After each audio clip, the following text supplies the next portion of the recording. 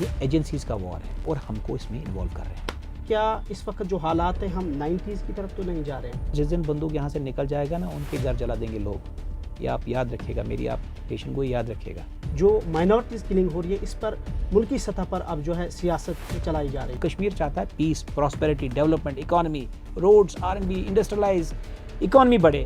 अस्सलाम वालेकुम नाज़रीन, खुश आमदीद है आपका कश्मीर न्यूज़ ब्यूरो में। वादी कश्मीर में शहरी हलाकतों का सिलसिला बदस्तूर जारी। याद होगा आपको कि गुज़श्ता हफ्ते श्रीनगर के बोहरी कदल इलाके में एक और अहम शहरी की बंदूक बरदारों के हाथों हलाकत हुई। इब्राहिम खान नामी एक कश्मीरी मुस्लिम को बंदूक बरदारों ने गोलियों का निशाना बनाया, जो कि डॉक्टर संदीप मावा के पास एज सेल्समैन काम करते थे। डॉक्टर संदीप मावा जो हमारे साथ इस वक्त गुफ्तगू करने के लिए मौजूद हैं, बहुत शुक्रिया डॉक्टर साहब हमें वक्त देने के लिए। पहले मुख्तसर सा बताइए कि ये जो एपिसोड हुआ, ये जो इंसिडेंट हुआ, जो कि आपने कई चैनल्स पर नेशनल चैनल्स पर इसका जिक्र किया है, हमारे साथ शेयर करें कि कैसे क्या हुआ कि यहाँ तक कि आपने बताया कि पहले ही आपको पुलिस के इनपुट्स मिले थे इस हवाले से। देखिए, 3 बजे करीब मुझे पुलिस से कॉल आया कि भाई थोड़ा इनपुट है तो आप यहाँ से चले जाइए, क्योंकि इनपुट तो आते रहते थे, ये कोई श्योर इनपुट नहीं था। तो मैंने थोड़ी देर अवॉइड किया, लेकिन फिर से मुझे कॉल आया, सर प्लीज़ आप निकल जाइए। तो मैं 3:15 करीब निकल गया।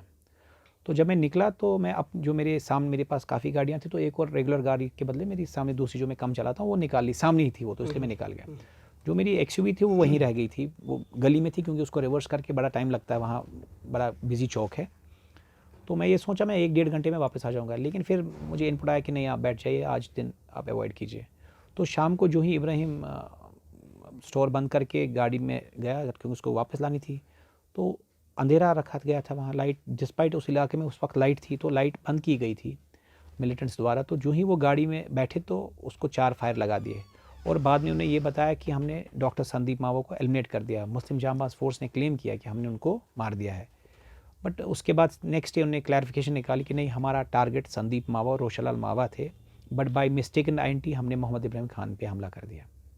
डॉक्टर साहब, अगर हम देखें इस साल की अगर हम बात करें, नियर अबाउट 29 टारगेट किलिंग हुई है, उसमें से जो इब्राहिम की हलाकत हुई, कुल मिला के लगभग 24 जो है यहाँ मुस्लिम मेजॉरिटी किलिंग्स हुई, जिसमें से 2 नॉन लोकल लेबरर्स की भी और 4 से 5 जो है वो माइनॉरिटी कम्युनिटी की भी टारगेट किलिंग हुई यहाँ पर। तो आप देखिए, हम कैसे हम इस चीज़ को ये जस्टिफाई करेंगे कि ये प्रोमिनेंट यहाँ लोगों पर को, प्रोमिनेंट कश्मीरी पंडित्स को मारना ही इंडिकेशन है कि they don't want minority. Bindroo साहब ने क्या किया था, अब मुझे अटैक किया, मैं बच गया, मैंने क्या किया था? क्या हम लोगों की हम यहाँ लोगों की खिदमत करते हैं? बिंद्रू साहब जेन्युइन दवाइयाँ, ओरिजिनल दवाइयाँ देता था, वो उसकी खता था। मैं ओरिजिनल, ये जो मेरा बिज़नेस है, ओरिजिनल ग्रॉसरीज देता था। क्या ये हमारी खता है? क्या हम ईमान पे चलने वालों के लिए हम ये खता हमें दे रहे हैं? हम भी बेईमानी करें तो फिर ठीक है। बेसिकली इंडिकेट हो सकता है इनको कहीं पाकिस्तान से या कहीं से नहीं लग रहा हो कि अगर माइनॉरिटीज़ आ गई, वो तो उन्होंने कहा भी, आप देखिए ना जो चिट्ठी निकाली उसमें बोला कि ये नॉन लोकल्स यहाँ आ रहे हैं। तो नॉन लोकल्स कौन होता है? आप देखिए, non locals means man people from India, people from India means maximum India this Hindus. तो आपको समझना चाहिए, आप भी मैच्योर हैं, आप जर्नलिस्ट हैं, आपको पूरा तजुर्बा है, आप सारा तो मीडिया में नहीं बताया जाता, लेकिन आपको तो इतना ज्ञान है ही कि क्या बात है। आज किसका फ़ायदा है आप ये बताइए? अगर आप बोलते हैं बीजेपी एजेंसी कर रही हो, वो तो चाहते हैं कि हिंदू बसे। कौन नहीं चाहता हिंदू बसे? मीन्स पाकिस्तान। आम कश्मीरी भी चाहता है, उनको भी आराम मिलता है कश्मीरी हिंदू से, वो भी चाहते हैं बसे या नॉन लोकल से, उनके बाकी काम होते हैं, चाहे लेबर का काम हो, घास काटना हो, खेती बाड़ी करना हो, दुकानदारी में सेल्समैन की काम हो, या टेक्निकल जॉब में मदद करता है। तो माइनॉरिटी को निकालने का फ़ायदा किस मुल्क को है? आप ये बताइए, आप तो खुद जानकार हैं। तो हम हर बार डाउट करें, ये बात, यही तो हम गलत कर रहे हैं ना। हम स्पेड को स्पेड बोले, चोर को चोर बोले और बेईमान को बेईमान बोले। जब ये सीखेंगे तो खुद ही हालात ठीक हो डॉक्टर जाएंगे। संदीप साहब को क्या लगता है, जिस तरीके से इस साल की अगर हम बात करें या अक्टूबर के महीने से जिस तरीके से टारगेट किलिंग में इजाफा हुआ, तो क्या समझते हैं आप, क्या गवर्नमेंट की ये कहीं ना कहीं कोताही है या यहाँ की सिक्योरिटी एजेंसीज की फॉल्ट कहाँ पर दिखते हैं आप? कोताही कहीं नहीं है। जो ये तालिबान का जो टेक ओवर हो गया अफगानिस्तान में, तो उससे थोड़े से जो मिलिटेंट आउटफिट्स हैं या पाकिस्तान है, उनका थोड़ा सा मोराल ऊपर हो गया। ये उसी का ये है, आउटपुट है। और माइनॉरिटी किलिंग में एकदम वर्ल्ड वाइड न्यूज़ बनती है। अगर माइनॉरिटी किलिंग में जब एकदम पूरा हिंदुस्तान भी शोर करता है और फिर बाकी वर्ल्ड मीडिया भी शोर करता है, तो इसलिए इनको फ़ायदा है, न्यूज़ भी बनती है। छोटा सा एपिसोड करके पूरा लगता है जैसे पूरा कश्मीरी जल रहा है, ऐसा तो हो नहीं रहा है, एक आध एपिसोड हो गया। बट इससे एक जो है ना, इसके रिपरकशंस लॉन्ग होते हैं, तो इसलिए ये किया जाता है। टारगेट किलिंग तो एक अंडर मनसूबाबंदी के तहत किया जाता है। आप एक कश्मीरी पंडित है और यहाँ ही आपकी जो है आपकी पैदाइश भी यहाँ पर हुई है और एक बड़ा बिजनेस है आप यहाँ आपका यहाँ पर। आपको क्या लगता है, क्या इस वक्त जो हालात हैं हम 90s की तरफ तो नहीं जा रहे हैं? 90s को नहीं जा रहे, तब 90s में इनको ये ख्वाब दिखाया गया था कश्मीरियों को कि हम बड़ा आज़ादी लेंगे और ये होगा। अब उनको सब समझ आ गया, ये जो आपने धोखा उनको मिराज दिखाया था, वो उनसे वो शीशा टूट चुका है। अब वो भी तंग आ चुके हैं। अब एज अ जर्नलिस्ट आप भी तंग आ चुके हैं, ये भी मुझे पता है, लेकिन आप बोल इसलिए नहीं पा रहे क्योंकि गन है। मैं इसलिए बोल पा रहा हूँ कि मैं कहता हूँ मौत आ गई तो आ गई, एक ही बार मरेंगे। तो आपको भी पता है कि कश्मीरी मुसलमान, हिंदू, सिख तंग आ चुके हैं इस आतंकवाद से। वो कहता है ये मुझे कैसे छोड़े, ये छोड़ भी नहीं रहा है, अब ये पकड़ रहा है, जकड़ रहा है, जबरन हमको ये तंग करे, तभी तो मारदाड़ क्यों हो रही है।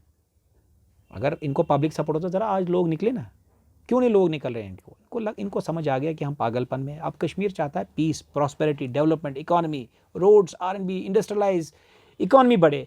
और ये क्या चाहते हैं, हम मारदाड़, गोलीबारी और इनकी दुकान चलती रहे, कॉन्फ्लिक्ट जोन बना के रखे ताकि ये और रिक्रूट्स कर पाएँ और लोगों को मरवाए और फंडिंग ले पाएँ। ये वही काम तो कर रहे हैं। ये कश्मीर को बर्बाद करके, माइनॉरिटी को भगा के और मेजॉरिटी जो मुसलमान को मरा के अपनी सियासत चला रहे, यही ये करते आए हैं। ये कोई जेन्युइन क्या, कहाँ कौन सी, मुझे भी बताओ कौन सी आज़ादी मांग रहे हैं? क्या हम आज़ाद नहीं हैं? हाँ, अब आप बोल रहे पुलिस वाला सख्ती करता, वो कब कर रहा है? 90 के बाद ही किया ना। अगर बंदूक नहीं होता मैं तो देखो, अगर मुझे कोई सताएगा मैं खींच के थप्पड़ मारूंगा, चाहे कोई ऑफिसर भी हो। मैं क्योंकि मुझे नेशनलिस्ट लेबल किया गया, मेरी बात सुनते आप जो गन उठाता उसको एंटी नेशनलिस्ट करते। तो ये तो फ्रिक्शन कब हुई? 90 के बाद ही ना। 90 से पहले तो आर्मी को अगर शहर से गुजरना पड़ता था उनको हफ्ता पहले एप्लीकेशन देनी पड़ती थी। आज आपने खुद ही आर्मी मंगवाया, अब आपने टारगेट किलिंग की, अब और CRPF आ रही है और BSF आ रही है। हम खुद को सख्ती ला रहे हैं ना। हम अगर इसको कंडेम करें, अपोज करें, तो जाके हालात ठीक होंगे।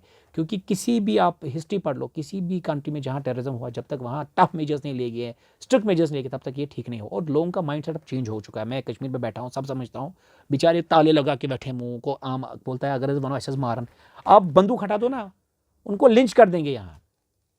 जब संदीप मावा के सेल्समैन की को टारगेट बनाया जाता है, जब उनकी मौत वाक़ई हो जाती है, तो हमने देखा कि ग्राउंड ज़ीरो पर 4 दिन होते हैं, आज चौथा है उनका, लेकिन कोई एडमिनिस्ट्रेशन का, कोई पॉलिटिशियन, पुलिस का कोई ऑफिशियल उनके घर ताज़ियत के लिए नहीं जाता है। लेकिन जब डॉक्टर बिंद्रू या दीगर जिनकी हालिया हलाकत हुई, वहाँ पर हम देख रहे हैं कि ये लोग ताज़ियत के लिए जाते हैं। ये बात गलत है। बिल्कुल एडमिनिस्ट्रेशन को जाना चाहिए। मैं आपका सपोर्ट करता हूँ, ये बात आपने सवाल सही पूछा। एडमिनिस्ट्रेशन को जाना चाहिए, respective caste, colour and creed जाना चाहिए। मैं भी आपके थ्रू रिक्वेस्ट करूंगा गवर्नर साहब से कि वो जाएं। बल्कि मैंने तो ये भी सुना कि मैं भी उनसे बात ही कर रहा हूँ उनकी टीम से कि वो गवर्नमेंट जॉब और एक्स्ट्रा लीव दे रहे हैं। तो इस वक्त क्योंकि हालात ठीक नहीं होंगे, हो सकता है वहाँ उनको लगे कोई प्रोटेस्ट हो, कुछ हो, जब क्योंकि काफ़ी लोग होते हैं, तो इसलिए हो सकता है वो एक प्रिकॉशन में जो, बट जाना चाहिए। मैं बिल्कुल आपके थ्रू भी अपील भी करूँगा मीडिया से कि भाई उनको जाना चाहिए और एकदम जो भी उनको देना चाहिए, जॉब देना चाहिए, एक्स्ट्रा लीव देना चाहिए, जो भी है वो करना चाहिए एट द अर्लीस्ट। बिफोर आप सवाल उठाएं तो उससे पहले वो करने चाहिए। आप ठीक कह रहे हैं। संदीप साहब के वो भाई भी थे और सेल्समैन भी एज काम वो करते थे, लेकिन 4 दिन तक अभी तक आप वहाँ पर नहीं गए। थोड़ा सा इसके बारे में बताएं, क्या वजूहात बनी? नहीं, उन्होंने, उनकी फैमिली ने मुझे उसी दिन नेक्स्ट डे फ़ोन किया कि यहाँ हालात ठीक नहीं, क्योंकि अटैक आग पे था और बदकिस्मती से इब्राहिम साहब गुजर गए। तो क्योंकि वहाँ काफ़ी हजूम था लोगों को, तो उनने मुझे एडवाइस किया कि आप मत जाइए। लेकिन मेरे लोग रोज़ ही, उनका भाई भी यहाँ मेरे पास आया था, मैंने अपना पूरा टीम भेजा था उनके घर पे। इनफैक्ट मैंने रिक्वेस्ट भी किया था कि गवर्नमेंट जॉब किसके लिए देनी है, क्योंकि वो बीबी भी है, उनकी बच्चे 2 हैं, तो एक का नाम देना है। तो उनने इनफैक्ट बोला कि चौथे के बाद शायद कल तक मुझे उनका नाम आ जाएगा कि किसको नौकरी के लिए, और एक्स्ट्रा लीव के लिए। और बाकी जो मैं पर्सनल कैपेसिटी में करता हूँ वो तो मैं कर ही रहा हूँ। वो मैं पब्लिक में ठीक भी नहीं होता, लेकिन वो मैं कर रहा हूँ। रिसेंटली जो माइनॉरिटीज़ किलिंग हुई, यहाँ पर बहुत सारे कश्मीरी पंडित हमने देखे, नियर अबाउट 350 फैमिली जो है वो यहाँ से मुल्क के दूसरी जगहों पर चले गए, माइग्रेट हुए। तो ऐसा कुछ है आपके जहन में या कोई प्लान बनाया कि आप भी शायद कश्मीर से फिलहाल? क्यों नहीं जाएंगे।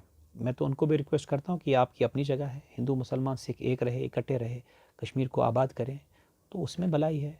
गुलशन में जितने फूल होंगे उतना ही खिलेगा। अब आप यहाँ लोग कुछ देखो, वेस्टेड इंटरेस्ट तो हर जगह होगा। 5% नहीं चाहते हम हों, लेकिन 95% की वॉइस तो सुननी है ना। उनको गन से साइलेंस कर दिया, वो भी तो हमारे फेवर में है, लेकिन वो बोल नहीं पा रहे क्योंकि बंदूक है। मैंने आपको कहा जिस दिन बंदूक यहाँ से निकल जाएगा ना, उनके घर जला देंगे लोग। ये आप याद रखिएगा, मेरी आप पेशेंट को याद रखिएगा। ये तो गन के सहारे वो लोगों को चुप करा रहे हैं, डरा रहे हैं, बट हम गन से नहीं डरने वाले।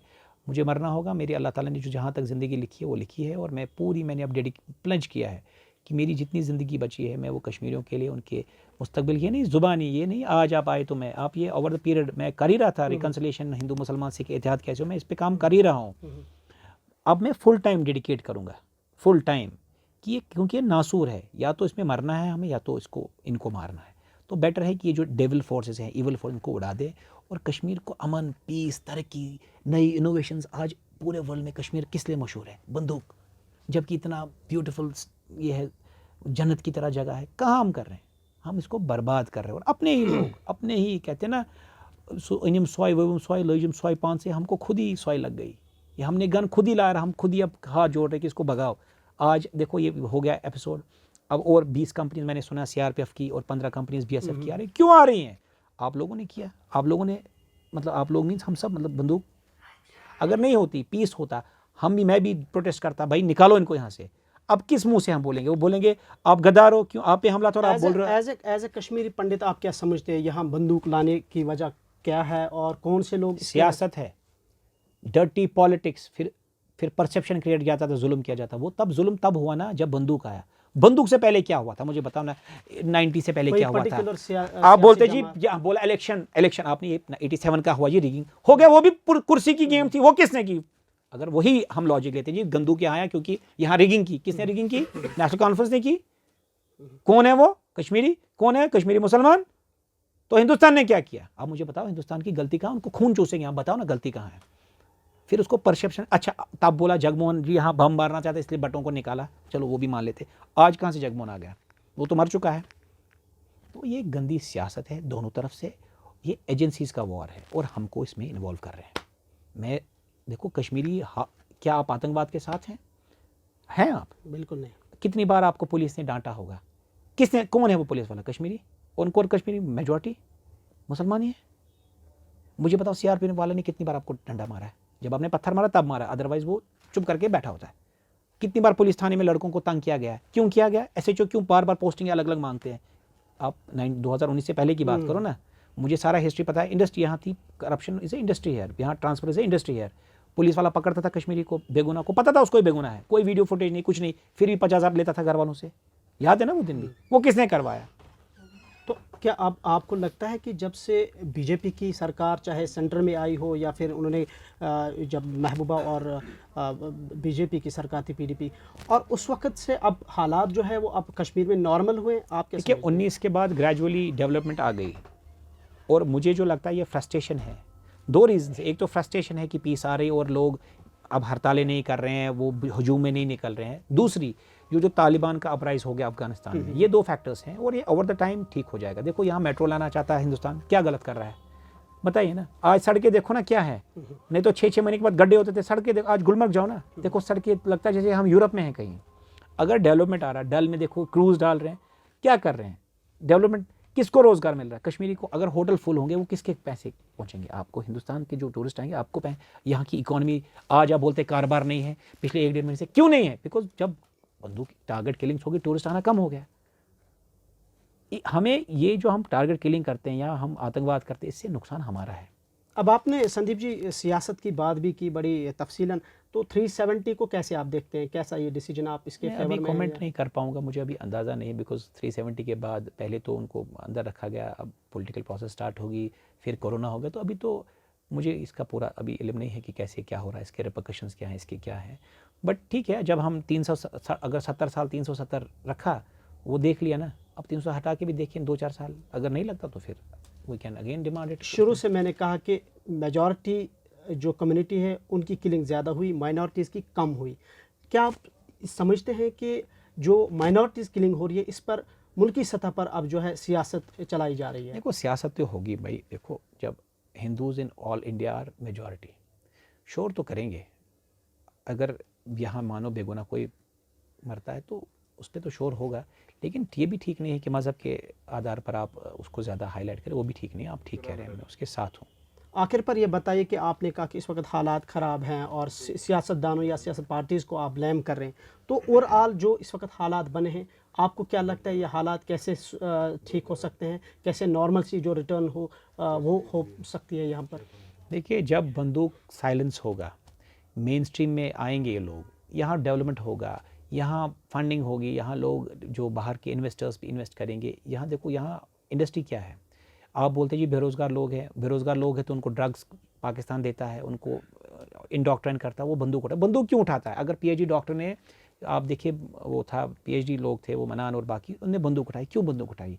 आपने क्यों नहीं बंदूक उठाई? आपको काम मिल गया, आपने जर्नलिज्म कर लिया, उनको काम नहीं मिला, वो बेचारे फ्रस्ट्रेट होकर बंदूक उठा ली। तो वही तो गेम है। अगर ये इंडस्ट्राइज हो गया, प्रोग्रेस हो गया, डेवलपमेंट हो गई, तो मस्ती ही ख़त्म है ना। तो ये गंदी राजनीति, मैंने आपको कहा ना, ये नहीं चाहते हैं डेवलपमेंट हो, क्योंकि डेवलपमेंट से इनका नाश है, डिस्ट्रक्शन से इनका गेन है। सिंपल, इसमें तो कोई बड़ा मैथमेटिक्स तो है नहीं, इसमें सिंपल है। आतंकवाद, जहाँ आप देखिए अफगानिस्तान इतना अजीम मुल्क था, इतने अच्छे लोग थे, इतने अच्छा काम करते, तालिबान घुस के बर्बाद है।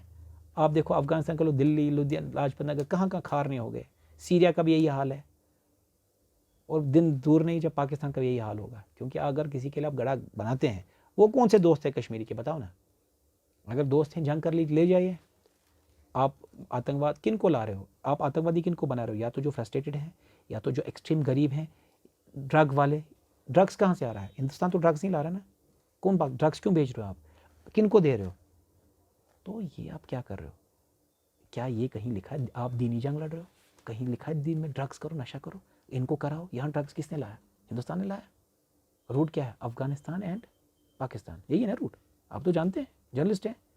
तो आप सच बताओ इनको, अपनी दुकानदारी मत चमकाओ, सच बताओ कश्मीरी को कि भाई ये हमारे दुश्मन है।